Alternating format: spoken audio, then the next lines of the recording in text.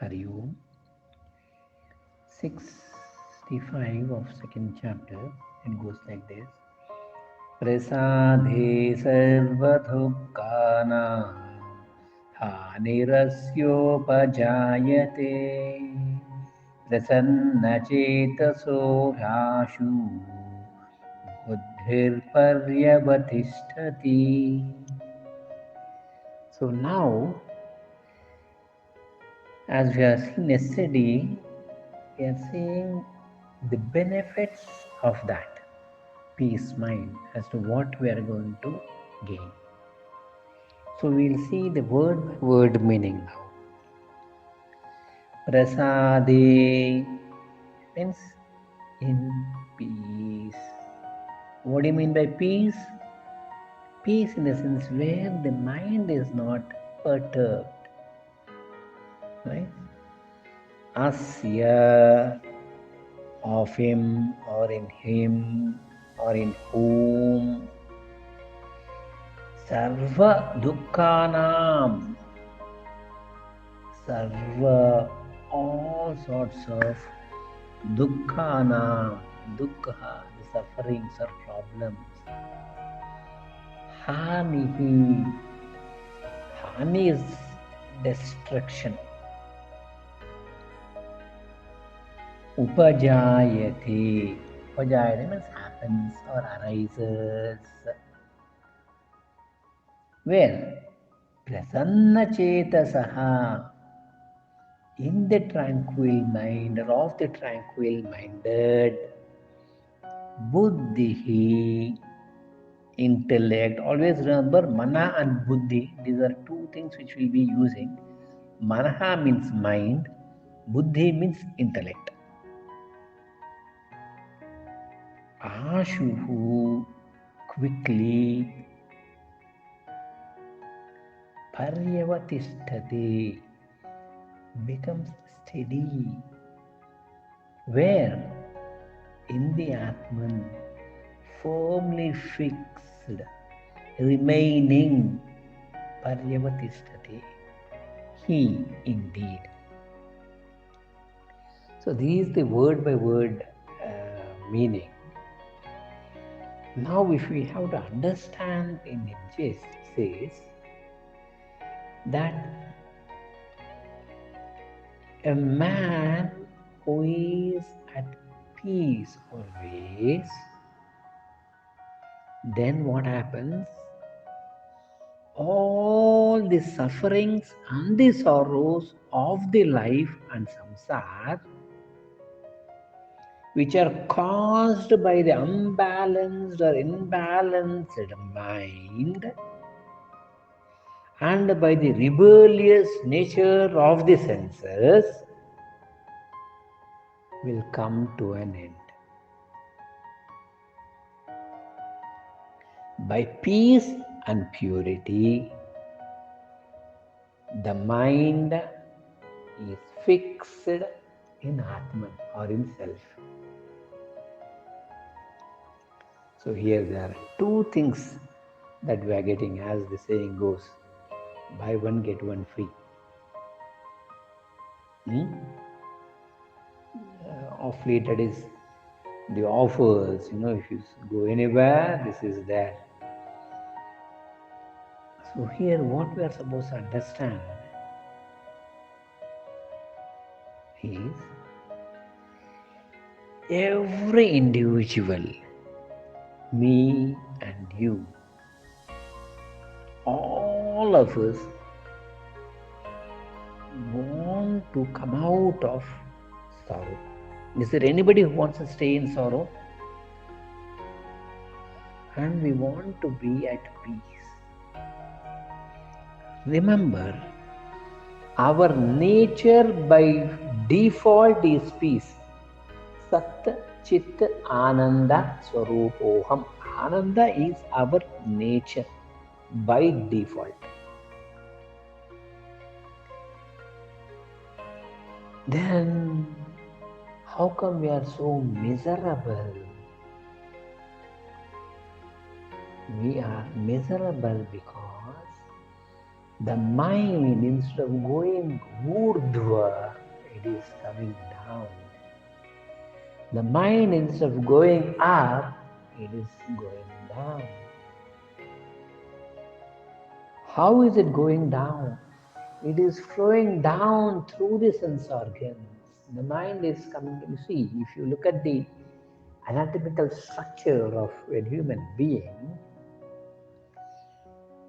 right from the toe to the head, it is ascending. Correct? Of course, children, they're different. Babies, toddlers, crawlers, yes. But the nature is to stand direct. Therefore, as the child is born, it tries to turn right, left, and falls on the stomach, slowly rises the head. After rising the head, starts to crawl. After crawling for a few weeks, tries to hold and walk and gains balance on the foot, because that is its nature.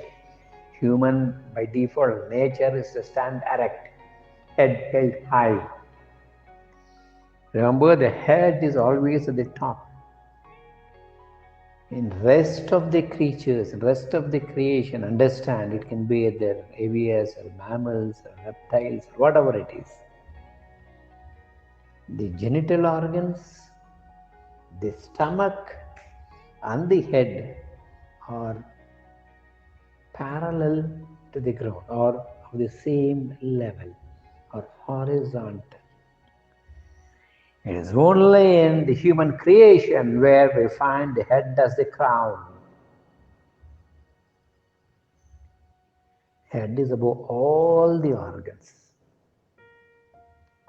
So in the head, we have something called as the brain, and a physical, anatomical structure, something floating there.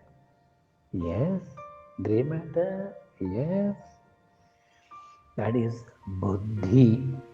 There we have our knowledge storehouse and the intellect. So below that are the sense organs. It can be either the eyes, the ears, the nose, the mouth and the tongue, the hands, correct? The anus, the genitals, the legs, they're coming down. But when the mind tries to transcend, go up, beyond, if the mind can stay 5 feet above the head and see things, then there will be clarity. That is the reason in our system, all the crowns which are being made, the crown's base sits on the forehead and it goes pointed up, saying that, hey, mind, rise, look up and see things from that standpoint.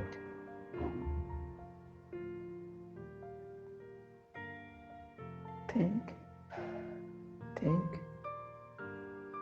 But how are we seeing? We are seeing from our physical eyes. We should see from that point as a third entity.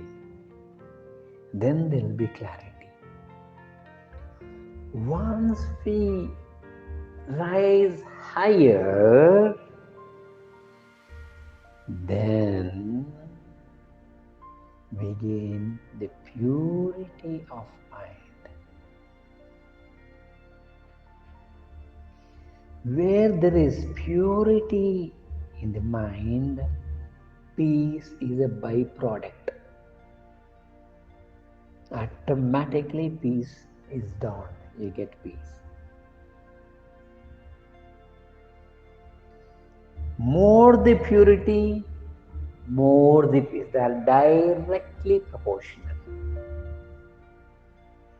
Just like the reflection of a mirror. The clean the mirror, the brighter is the reflection. Or in nowadays terminologies, I think mirror has become obsolete. Your selfie cameras. You see, when we buy a mobile, by default on the mobile and the lens is for the small tape, a transparent tape, correct? Without removing the tape, if we look at the camera, the image is a bit dull, hazy.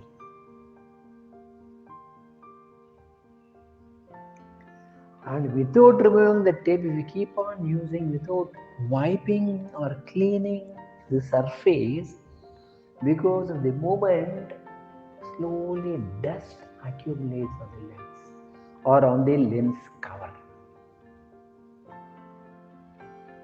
Day by day, what happens? The image gets weaker or dull. That is the difference. When a child is born, the child is always happy. Always happy.